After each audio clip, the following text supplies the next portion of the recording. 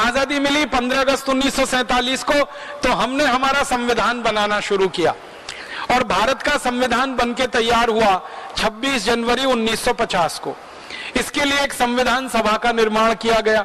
उस संविधान सभा में 296 सदस्य थे, जिन्होंने 11 महीने और 18 दिन काम करके संविधान तैयार किया। लेकिन 11 महीने और 18 दिन में काम कुल 166 घंटे हुआ और उसमें संविधान तैयार हो गया। भारत का संविधान दुनिया का सबसे बड़ा संविधान है। इतना बड़ा लिखित संविधान दुनिया के किसी देश के पास नहीं है जो भारत के पास है। 395 तो अनुच्छेद हैं, जिसको हम आर्टिकल्स कहते हैं, और इतना मोटा सा पूरा पुस्तक है, शास्त्र जैसा, आप कभी भी खरीद के देख सकते हैं। दुनिया के किसी देश में इतना बड़ा संविधान नहीं, हमने बनाया। तो बहुत बार मेरे मन में यह आता था कि मात्र 11 महीने 18 दिन के समय में इतना मोटा संविधान कैसे बना लिया हमने। इसको बनाने में तो ज्यादा समय लगना चाहिए। जब खोजना शुरू किया तो पता चला कि इस संविधान में हमने कुछ खास नहीं बनाया। अंग्रेजों ने एक कानून बनाकर हमारे देश में छोड़ा हुआ था, उसी को हमने भारत का संविधान बना लिया। अंग्रेजों का एक कानून था इस देश में 1935 में, उसका नाम था government of India act. Government of India act में जो कुछ लिखा था वही सब कुछ भारत के संविधान में है, कुछ बदला नहीं।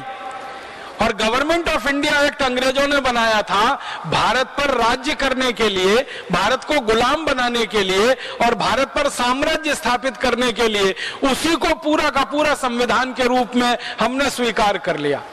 तो संविधान सभा में जो बड़े बड़े नेता शामिल हुए थे ना, उनके बयान अगर आप पढ़ेंगे तो आप हैरान हो जाएंगे।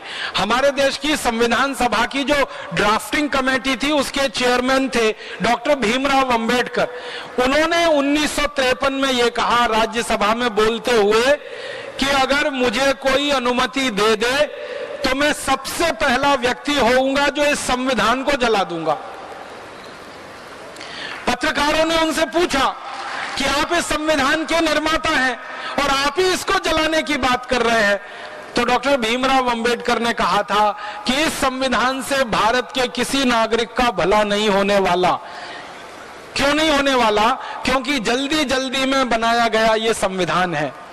और उन्होंने बहुत बेबसी से ये कहा था कि मेरे पास कोई चारा नहीं था, इतने कम समय में संविधान बनाना था और अंग्रेजों की तरफ से हमको ये गवर्नमेंट ऑफ इंडिया रूल या गवर्नमेंट ऑफ इंडिया एक्ट का ड्राफ्ट दिया गया था।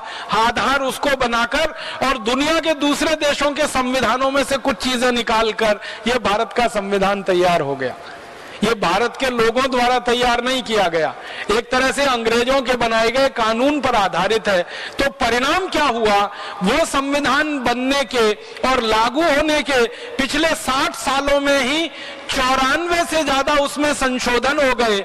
माने संविधान अब ओरिजिनल रहा कहां?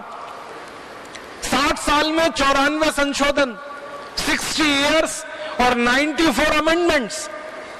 इसका माने हर साल में लगभग 1.5 से 2 संशोधन उसमें हुए।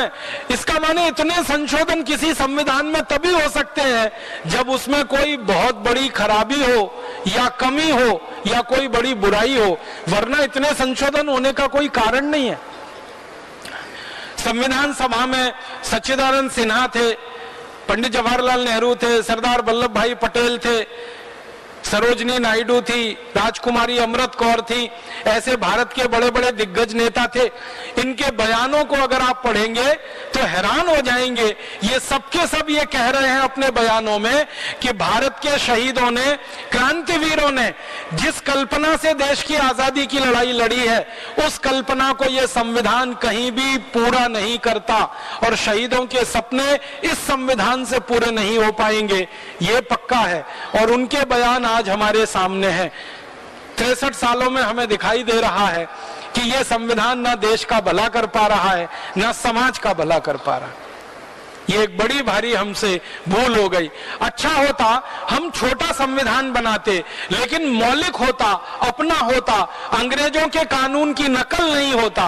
अंग्रेजों का कानून जो गवर्नमेंट ऑफ इंडिया एक्ट, वो तो हमारी गुलामी के लिए था, उस पर आधारित हमारी आजादी का संविधान कैसे अच्छा हो सकता है।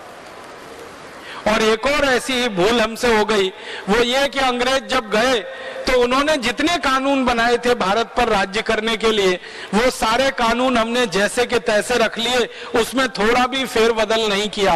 अंग्रेजों ने 34,735 कानून बनाए थे भारत को गुलाम रखने के लिए। आजादी के बाद भी वही 34,735 कानून चल रहे हैं। कुछ और नए कानून हमने बनाए हैं, वो पुराने कानूनों को ही आगे बढ़ाने वाले हैं, उनसे कुछ अलग नहीं।